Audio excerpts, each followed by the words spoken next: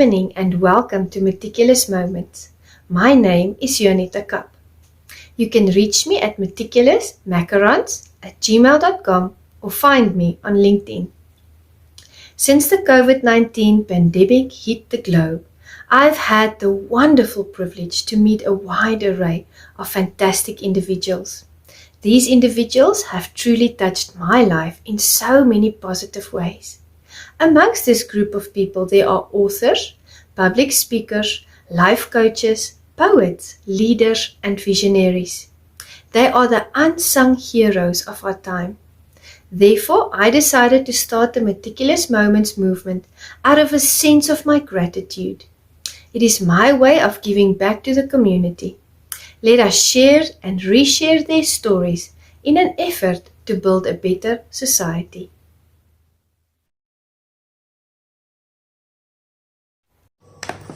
This evening we have the wonderful privilege of spending time with the amazing Daniel Knight, my good friend. We are part of the Social Saturday community on LinkedIn, and Daniel is just such a wonderful human being.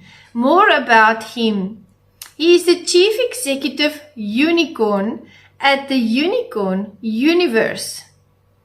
He provides services in business consulting, strategic planning, finance consulting, loans, marketing strategy, and digital marketing. A very heart-centered servant leader who lives and breathes and is passionate about helping others, uplifting others, connecting the right people with each other, and networking. Enjoy this session with us. And with that, we want to welcome our very special guest and my good friend, Daniel Knight. Welcome, Daniel. Good evening, Meticulous Moments audience. Thank you so much for joining us for yet another vibrant session. And this evening, we have the wonderful privilege of spending time with the amazing Daniel Knight. Good evening, Daniel. How are you? I am doing great. Thank you so much. And how about yourself? I'm doing so well, thank you. Now, I just have to say, I am absolutely loving your background. You'll know that at Meticulous, pink is absolutely the favorite color. So loving the background. And we've had some virtual coffees before, and we've talked on Messenger and LinkedIn. But would you introduce yourself to the audience, please? Yeah, absolutely. And conversations have been great with you, and I'm grateful to you for inviting me on here. So my name is Daniel Knight, and I'm the Chief Executive Unicorn at Unicorn Universe, and that is my entire focus right now, which is interesting for me because usually I'm doing all sorts of different things, but it's amazing because I just get to meet amazing people all the time, like yourself, so. I live in Utah in the United States, and I'm passionate about making connections with people and making magic by making connections with other people. And I am just living my best life right now. So, yeah. Absolutely stunning. I mean, we just clicked from the get-go. And, the one thing that really came across very strongly is that you have a very open personality. You're very good at communicating. I would say it's easy to communicate with you. And I love the Unicorn Universe. I saw you initially on LinkedIn. I think we both belong to Social Saturday. And I saw you on LinkedIn and I thought, my goodness, that is a wonderful, wonderful concept. So would you tell us a little bit more about what you do? Yeah, absolutely. So connection really is at the core of everything that we do. We created this business for connectors in the world to get paid for the connections that they make in the world. And ultimately, the company's built on abundance and reciprocation, connection, and collaboration. And so what we do is we meet with different business owners, different people that are looking for some sort of solution or another. And then we'll make an introduction to whoever we've got a partnership with or not, but whoever is the right fit for that solution. Because ultimately, one connection can change your life. And we've identified that by being very intentional about the people we connect, to each other, it can be life-changing, And so that's ultimately what it's all about. We've established partnerships ourselves with all sorts of different companies that provide services for businesses, and they're trusted, vetted, quality companies that when we make an introduction to one of our partners, you can trust that they're going to do what they say they're going to do, and that we're going to advocate for you as a business owner to get exactly what you need. And, sometimes things don't work out, so we'll facilitate a new introduction, So Yeah. So I mean, that's pretty much it. Like there's a lot more to it. We have like over 100 partnerships that we've established. But ultimately it comes down to who's going to be the next best, who's going to be the right connection that can take your business to the next level. Beautiful, beautiful. And you said something, Daniel. You said one connection can change your life. And I'm a living testimony of that, because that happened to me this year. I stumbled across a person on Facebook, and we had a virtual coffee. And I'll never forget, during the virtual coffee, there was a power outage, but thank God I could phone on Messenger and we could continue our conversation. But really, from the moment that I met that person, I went on a completely different route with my life. And that is with meeting one significant person, just making that connection. So what you do, I want to say and add that it is essential. It is vital for our growth and our development, because connection today is really our currency. The networking that we do is our currency. We've passed the stage of using normal monetary currencies. Now it is who you connect with, who you are networking with, that really spurs on your business and your development. Now, I read your portfolio on LinkedIn. You've got a very interesting portfolio. I'm going to read it back to you. And I want to ask you, in all of these functions that you fulfill, which one is your favorite? So I'm going to read to you. You do business consulting, strategic planning, finance consulting, marketing strategy, and also digital marketing. Which one do you enjoy the most? So you see a lot of marketing in there, right? And what we're doing is kind of like a form of marketing. It's essentially referral-based marketing, right? So I really like the strategic planning, and I do enjoy the financial aspect of what we do in making introductions to financial solution partners. In fact, I was trading foreign exchange at 6 years old when my dad was training me how to do that. So it's just kind of like built in, and it's really hard to accomplish much without some sort of financial support, whether it's knowing where to get the money, what to do with the money, or what the right money is, right? And so there's a lot to it, but what's not listed in there is connecting with people and collaborating, which it definitely should be, because all of it kind of coming together. Like, what I really enjoy is meeting with people and identifying a good partnership for them, whether it's a referral partner or a strategic partner or somebody they can collaborate with, whatever it might be. That's what I really enjoy doing the most. So beautiful. And it really comes across. It's very clear that you are passionate about what you do, and you have a good background, I'd say, and information and experience to work with people from different areas of work, different fields of study. I mean, you don't work with one type of business person. You know how to work across the board.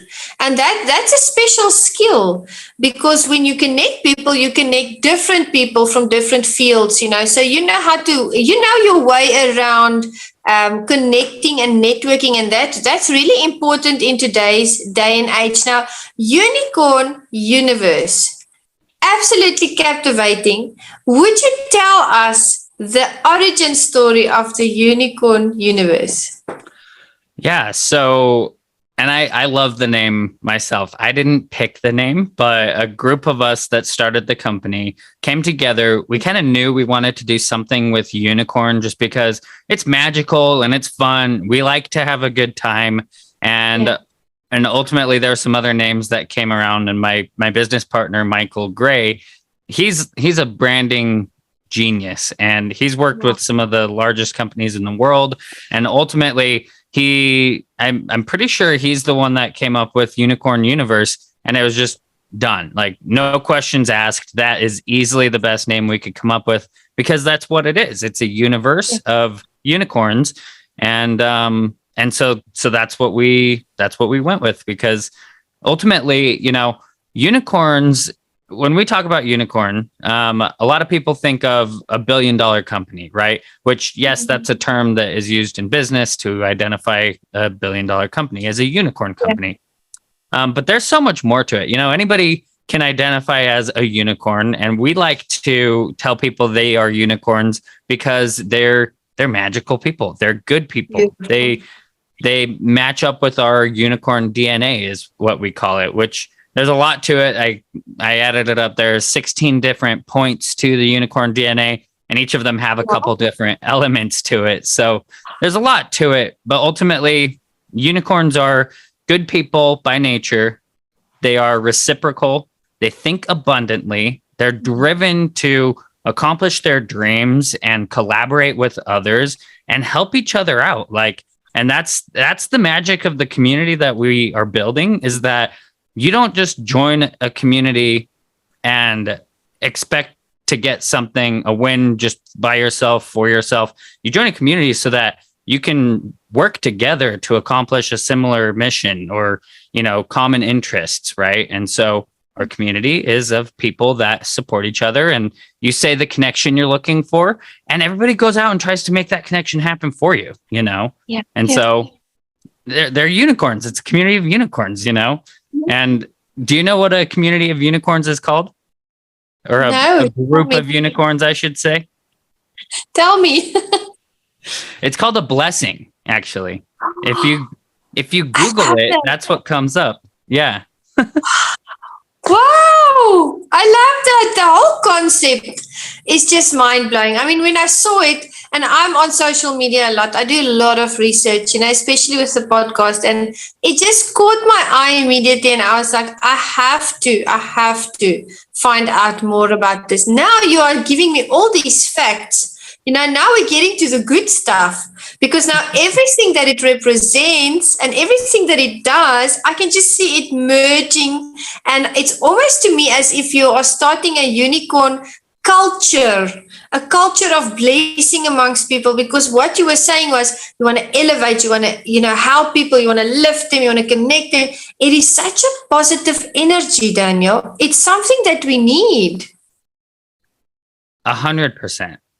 And there's a TED Talk by a lady named Susan Pinker, and she talks about the longevity, the long-term benefits of actually being in a community, and not just virtually, but actual face-to-face interaction can promote longevity, can actually help you live a longer life. And so, when you talk about me being passionate about what I am doing, it just grows more and more and more every single day. I lost my dad at a fairly young age, and I think he was doing everything a lot on his own, and spent a lot of time alone. And he was alone when he passed. And it's like, I'm not going to put myself through that. I am going to surround myself by amazing people, which I already have, on LinkedIn, within the unicorn community. Just, that's what it's all about. And so this company has changed me for the better in a lot of different ways. And that's my goal, is to help other people change for the better, or just tap into the best version of themselves they can be. And by being in a community, that's how you can do it. One of the ways. Amazing. It rubs off. When I work with people, I always, and you've heard the saying that you become, like the first closest or first five people around you. I mean, these are psychological facts. It's not something that they say just to, do something and let people talk about a topic. It's true. It happens. And I just feel like the love that you're spreading, that energy, that positivity is going to rub off. And we both belong to the Social Saturday, for instance. I mean, there is a lovely vibe. I haven't met one person that's not aligned with that vibe. Everyone I speak to in Social Saturday, it's like we connect, just automatically. So it's amazing how the universe works. And I'm just thankful that we are here having this discussion, because I know there's someone in the audience that needs to hear this. And these talks don't go unnoticed. They go out into the world. And what you and I are doing here is going out, and it's going to reach millions of people, and it's going to spread that energy. Because I actually had a call before this one, and we were talking about the fact that even through our online presence, there is an energy that is being transferred. And that is so important, that we also guard who we have meetings with, who we connect with, so that we can make sure we protect our energy. So the Unicorn Universe energy, absolutely fabulous. I mean, Utah, so beautiful. I can just imagine your surroundings there. I'll have to visit you when I come to the States, so that we can have a unicorn coffee together. Yes, I totally agree with that. Absolutely. Wonderful.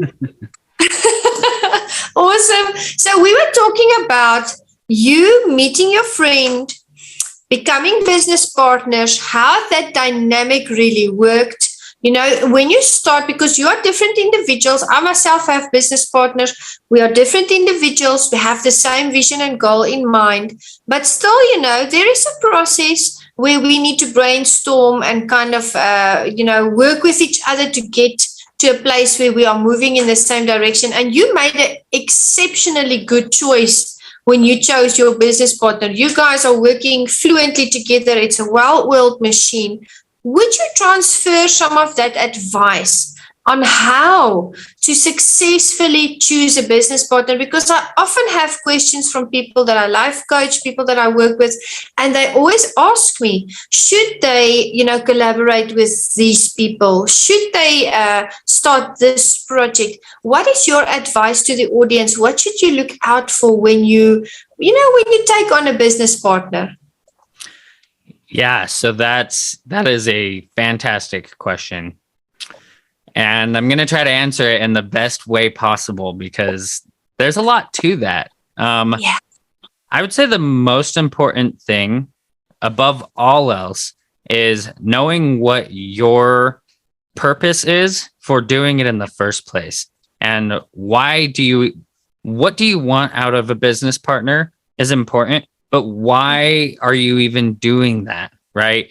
And, the book by Simon Sinek, Start With Why, is a great place to start, because if you can't identify why you're doing what you're doing in the first place, what your purpose is, and what you stand for, then you're going to struggle going through different business partners. Trust me, I've had plenty of business partners that did not work out because, I didn't go into it with the right intention or with the right purpose or the right end in sight, And so when you focus on what it is that you really want to accomplish in your life, not just in your business, but in your life, the impact that you're trying to create in the world now and through the end of time and beyond, that's what's really, really important. And if you can't answer that question, you're not going to find the right business partner. Beautiful. And then make sure that you find somebody that aligns with your mission, that aligns with your vision and your values, right? Because if they don't, again, it's not going to work out, And so that's what it comes down to, in my opinion, is finding people with similar interests, similar values, where you have a shared mutual benefit that can, that can support each other's missions, because it's not going to be the same mission. No two people have the same mission, because we all come from a different background and we all have different reasons behind what we do. But if your interests can align, that's really the key to finding a good, solid partnership, you know? Very good. That's a great answer. And you were articulating that so well. And what came across to me is that it starts with yourself. You first have to know really what do you want to do. So you can't find your match, your business match, if you're not sure about what you want to do. And I was thinking actually, when I did training in the corporate world, we always started with management of self. Then we went on teaching the leaders about management of others. Then we went over to management of the corporation, and then finally the management of the stakeholders. And really, where does it start? It started with management of self, knowing thyself, knowing what you are, who you are, what you stand for, and then going over, letting it spill over to the greater realm. So thank you. That was a wonderful, wonderful answer. Now, you work extensively with marketing.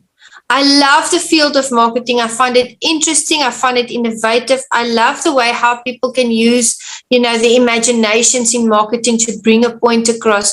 What, in your opinion, are the makings of a good marketing team? What does a good marketing team look like? Really collaborative, and going to a similar point that I was just saying is having a similar interest, being aligned in the vision or the mission of what you're trying to accomplish, right? And speaking the same language, right? So just being able to convey what you're trying to do and having the focus of the objective in mind, that's what's really important, I love that. And I was thinking, we communicate. We all communicate. It's a skill that we learn as we grow up. But people in marketing are people that can communicate effectively. They know how to bring a point across. They don't often have to use many words to do it. There's various modes and forms of doing it. So people in marketing are very, they have wonderful imaginations, and they're very vibrant, and they can really bring a point across, so they can communicate effectively. And so it is in leadership. You probably heard of John Maxwell that speaks about there's a difference between communication and connection. And I always thought that I added an extra step in the middle for those that I've taught. And I always said, when you communicate, that's good. We can all communicate to some extent. But as a leader, you have to learn how to kind of get to the middle on your journey, how to communicate effectively. And then from there, you need to know how to connect. And I think what makes marketing successful, any marketing team, is collaboration, because they need to continually connect with each other and then with the audience, because otherwise they don't sell.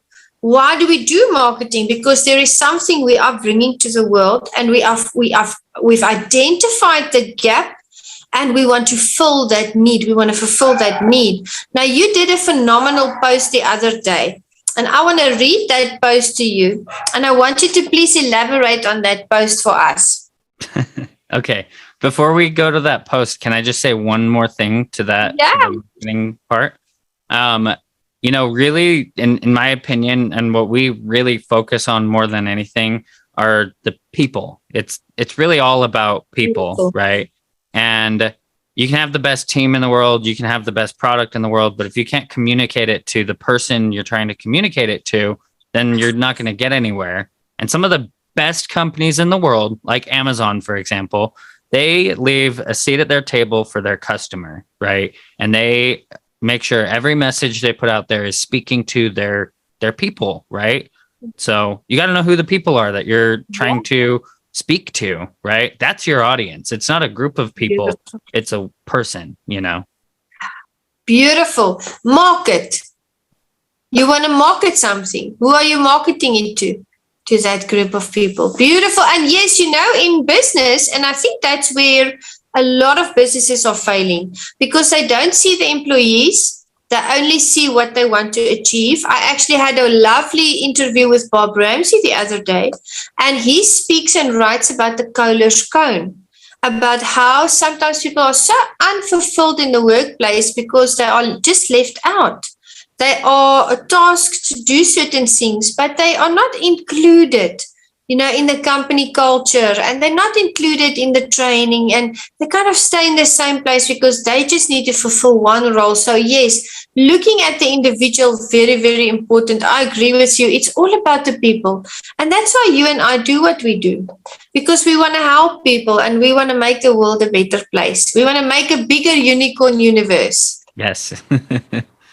Absolutely. So I want to read that post to you. It touched my heart. I loved it. And it's about goals. You mentioned the finish line. You mentioned death. And I want to read that to you. You said, goals are not a finish line. They're checkout points. Death is the finish line. No matter how much you want to keep pushing, don't kill yourself doing it. You have nothing without your house. Sometimes you just need to take a lap at a slower pace, go the lap slower, to accomplish the goals you've set. If you run out of fuel, you'll never get to accomplish your goals. Then it's game over. Please tell us more. So I was thinking about my dad when I wrote that post, because he was always going. He I won't get into the whole story, but he started from basically nothing and built his bakeries up to where he had 7 bakeries and a warehouse in Spain. And one day he was on siesta. He went home to take a nap. Like I said before, he was alone and he died. He had a heart attack and he passed away. And he had big goals. He really did. He was very inspirational to me in that regard. And I was supposed to actually go and take over those bakeries. And I decided as soon as I knew that he passed, honestly, I think I had decided beforehand that that wasn't a life that I wanted to live. I mean, he'd wake up at 4 a.m. and work be at the bakery till 11, 12 o'clock at night, just working all the time. And, and although the impact that he had carries on through me and will continue to carry on through the generations of, kids that I have, that they have, and so on and so forth, that was it. That was his chance. And he was always go, go, go, go, go. And I've been victim of that many, many, many times. And I realize that when you just keep on pushing and pushing and pushing, and you push yourself to exhaustion and you push yourself to limits that you probably shouldn't be pushing yourself to, one, you're not as effective. You just aren't. Without adequate rest, you can't think as clearly. You can't articulate what you're trying to say as clearly. You can't focus as clearly. Nothing is clear enough if you are exhausted. And so if you're feeling burnt out, it is so important that you take a moment and reflect on what it is you're trying to accomplish. And are the things you're doing really going to have a sustainable impact for the mission and the purpose that you have in this life? Or do you need to check yourself and take a step back and slow it down and really focus on what is the highest impact task or the highest impact activity I can do tomorrow or next week that will make everything so much easier, more impactful, or even unnecessary, which goes back to a book called The One Thing. That is, it's a good book. And that's what they talk about, is just focusing on what can be the most impactful thing that you do. Somebody I am connected with who has been very impactful in my life. He's in the unicorn community. His name is Sebastian. He did some coaching for me and would always help me identify by clearing my subconscious, which requires taking a moment to pause and really focus on.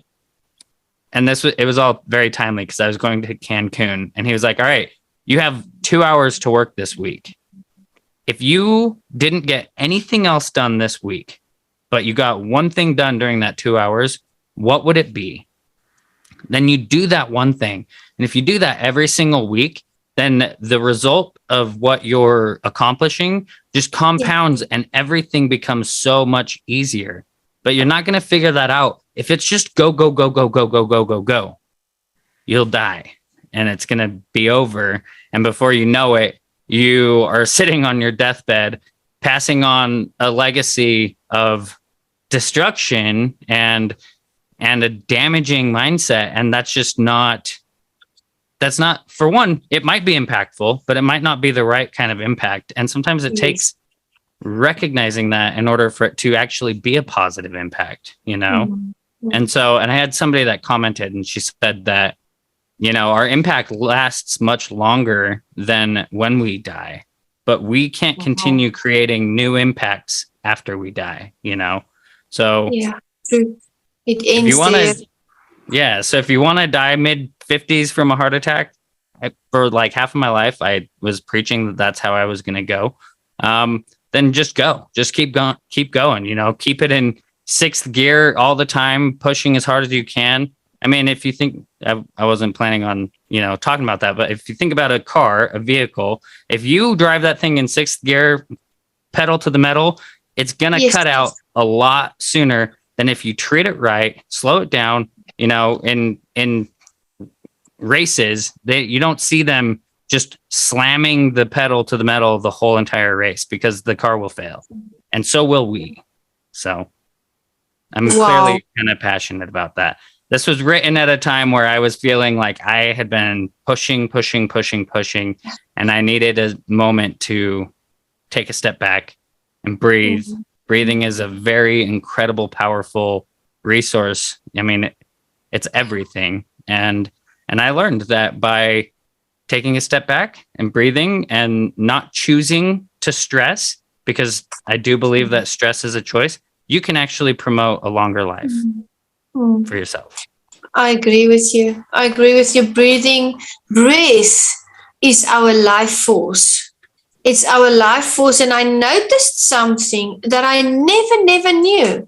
When I started to, and I'll tell you now what led up to the COVID for me was the burnout. In the COVID time, everything shut down. And for the first 3 weeks, I mean, after that, we went online and we kind of had, you know, privileges. We could go out a little bit at certain times. But for those initial first 3 weeks, there was nothing going on.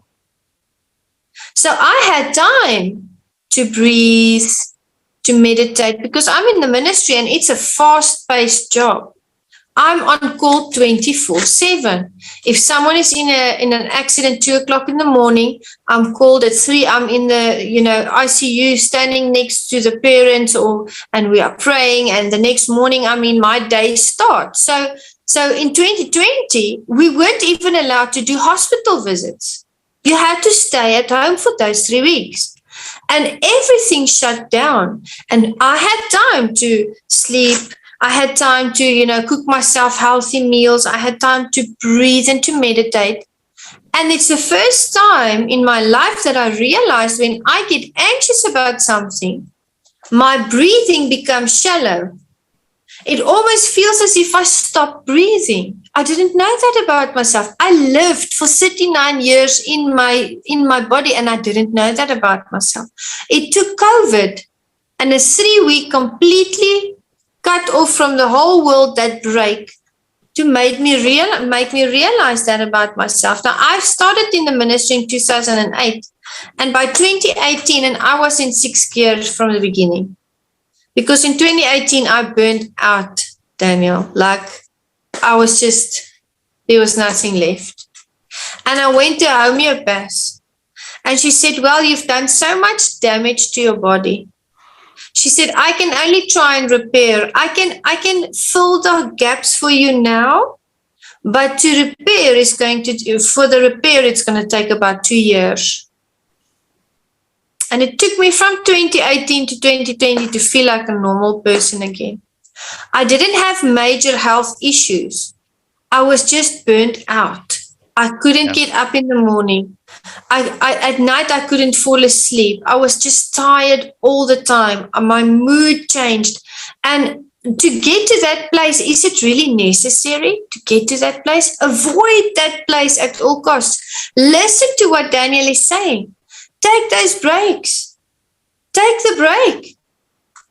I had a live that I had to do a few weeks ago. I think it was the week before I traveled. I was going to be on a live on the Thursday. And I just felt burnt out. And I phoned the person and I said, you know what? My body, those were my words, my body is speaking to me. I feel okay, but I need a mental break today. Can we move our life to next week? And it's something small, but it makes such a big difference, because had I pushed myself to do that live, maybe something would have happened and I would have, burned out again. So I love what you said. We should pace ourselves. And you mentioned it here. You said, if you are tired, take a lap at a slower pace. Pace yourself. How do you balance your work-life areas? How do you do that? I would love to learn, because you always look so sprightly and energetic. And Oh boy. So the sprightly and energetic part, I mean, that to me comes from the passion I have for what I do, because I can wake up after a few hours of sleep and just be so excited and ready to go, because I'm just excited and ready to keep going, you know? And that's why, for me to post something like that, trust me, I've had my fair share of just working, 70, 80, 100-hour work weeks, plenty of times in my life, and a lot of the reason is because I don't feel like I'm working. I'm just having fun. I'm just enjoying it. Yeah. But you still kind of have those moments where, like, you gotta slow it down, and sometimes that means stopping completely, taking a day off of social media, taking 5 minutes to breathe in the morning. Sometimes it is, like you said, a very simple little thing that can make such a massive impact on your life. And if anybody's watching, for anybody that does watch this, I would say, so something that a friend of mine recommended that I do last Friday, he said, take in a very deep breath, a 6-second deep breath, and then hold it. And if you can't hold your breath for 25 to 35 seconds, then you're not breathing enough. Wow. And fortunately, I can do that. I focus on my breath. I can hold it for 35 seconds. It was no problem. I was also a swimmer in high school, so I kind of have a little bit of a cheat code. But I would challenge anybody watching this, pause it, try it. If you can't do it, meditate. Meditation is so incredible that I firmly believe it can save your life. You talked about recognizing that you are not breathing for a few moments. You got to focus on your breath. I can't remember what the number is, but there are tens of thousands. I think it's 80,000. It's probably more than that. Tens of thousands of breaths that we take a day, and most people don't notice a single one of them, Wow. So what do I do to slow it down? Just pause and breathe, Right before we got on this call, the last thing I did was I took 5 very deep breaths, because that's how you center yourself and how you can identify what is really going on, and slow it down. You can be much more intentional when you slow things down a little bit. So true. That focus. And you said something earlier, and you were correct.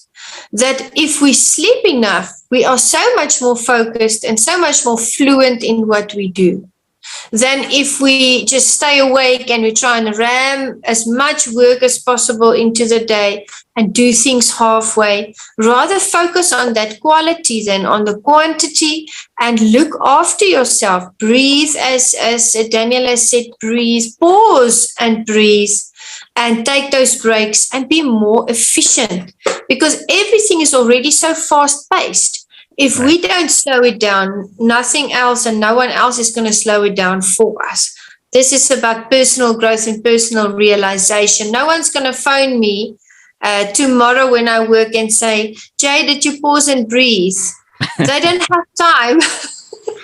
I have to remember, I had the session with Daniel last night and he told me, if I start to feel anxious or I feel overwhelmed, pause and breathe. Or if I want to, be too hasty when I do something, Daniel says, pause and breathe. I have to remind myself. So I think it's all about getting into that habit. Mm-hmm. Yeah. Yeah. And, without, this is really not what I expected us to talk so much about, but it is so important. So I wear one of these, nifty devices on my wrist that before I started meditating, it would actually go off and it would tell me, hey, your heart is racing just from sitting here, because I would let myself stress out so much that my watch would know it. It would be like, your heart is pounding. It would tell me, it's like there was a spike in your heart rate. And one day it was, during the early stages of the pandemic, I had all sorts of things going on. I was so stressed out that I felt like my heart was like pounding against my desk, because it was. I could look down and see my shirt moving with how hard my heart was pounding. I'm like, this is gonna kill me. Like I was worried about having a heart attack 2 years ago, and I was like, I just need to stop. I'm like, how do I fix this? And I'm like, there's got to be a way. I'm like, because I realized that it was my head that was causing my heart to beat like that, because otherwise what would it have been, Yes. And I realized that if my head can make it do that, it's got to be able to make it stop doing that too. Yes. And so, and I was literally like, what can I do? I'm like, I should try meditating. So I literally downloaded an app. I searched stress and I listened to the first course, and 20 minutes later, I felt like $1,000,000. I felt like I was being so silly. And it basically said, when you stress, it doesn't help anybody. And that's true. And it is a choice. And so I won't say ever since then, but after I practiced meditating and going through that, meditation for stress course, I don't go through that anymore. My watch hasn't told me my heart is racing for a very long time. My resting heart rate went from 80 to about 45. Oh, wow. Which is really good, It's phenomenal. It's like way down, much more relaxed, much more in tune, much more present in the moment.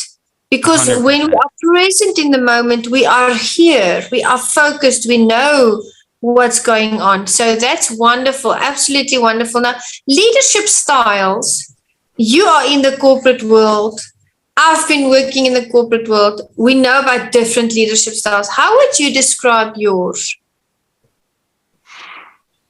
So I try to be as empathetic as possible. And I've been told that I'm a good leader, and I think that really just comes down to caring about each person, individually, and trying to figure out what they're trying to accomplish, and making sure that you understand where they're coming from. So many people are so quick to just, something happens, they lose it at the person. And it's like, okay, one, so what, like, is what happened really worth destroying your relationship with that person? They could have a million things going on. So perspective is everything. Yeah. Before you start flipping out at somebody about something they didn't do right, I like to say, combat anger with curiosity. Ask them Yes. what Wow. happened. Yeah. I've always believed in giving people the benefit of the doubt. And Mhm. let me tell you, I've taken a lot of flack for that. I've been severely criticized because I do that. But I'd say the same thing.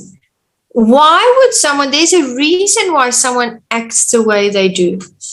Rather than, closing them off to a discussion, rather invite them into a discussion and give them that psychological safe space and say, it's okay. You can open up to me. What is the problem? Let's get to the root of this. Why are you acting this way? And they don't do that. They start with the first warning, and then there's more warnings, and then there is a trial. And before you know it, the person that has been struggling with this issue just lost their jobs on top of all of the other things that they are facing. Instead, they should invite them in. And really psychologically, because corporations love to say, no, we have this psychological safe space for you. That's not always the case. People go to work and they are fearful to say what they are going through, and that's not the way it should be. I agree. There's so much to that, and still to this day an opportunity to change how we communicate with each other. Beautiful. Beautiful. It leads me to the next question. You work with many leaders, you work with people that want to scale up, that want to start businesses, people that want to, add things, maybe inject a new type of innovation, and then you connect them, you network with them. So leadership is a big thing in your company and in your sphere of work. Now, what would you say are the best traits of a good leader? What do you look for in a good leader? So communication is definitely one of the most important things in an organization. Knowing how to bring the right people together is also very important. And then communicating the mission and the vision. And I won't say I'm the best at it by any means, but I will say that when you make it clear what you're trying to accomplish, the right people will come and the wrong people will go, and that's where having your values and who is a good fit for the organization, that's where all of that is so important. And there's a book called Traction where they have you state your core values, and then they have you list out the values and the people that are in your company, and you literally check a box or you mark an X if they fit that core value or not. And if not, generally they're someone that's not really meshing with the organization as it is. And I believe in that, and I've seen plenty of times where somebody gets brought on and maybe they're not the right fit from a value perspective, a core value perspective, and they end up just not working out. You hire and fire off of your core values, and that's what that book talks about. And I definitely think that's an important component to it. Again, it's all about the people. All about the people. Yes, all about people. And also, I was thinking now as you were speaking that good leaders can stay calm under pressure, because teams are really not there to be screamed at or, to be treated unwell.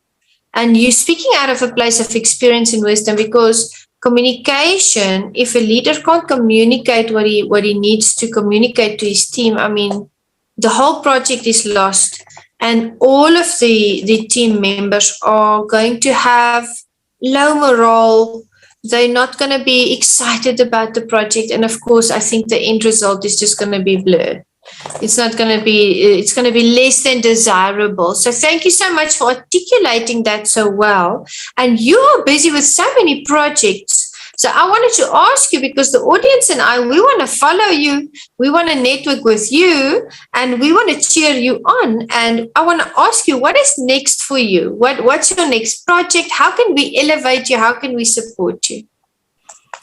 So the next phase is being able to give people more resources, really, believe it or not, to be able to support them with their growth, with starting and just expanding our community. We've established a lot of the partnerships, and now we're growing our community, and that's really just the next key component to what we're doing at Unicorn Universe. And it's all about, from the beginning, it's always been about the connectors. We call them unicorn connectors, and that's where we're continuing to keep our focus, is how can we make it as beneficial for them, which when they're successful, everybody's successful. Yes, And beautiful. so, yeah. That's a wonderful concept to have. When one person is blessed, everybody is blessed within the blessing that you've taught us. Amen to that. I agree. Now, our time has just flown by. But that happens when you and I connect and when we talk. So I want to ask you as our final question, do you have any words of wisdom for the audience? You've shared so much wisdom already. What do you want to leave them with?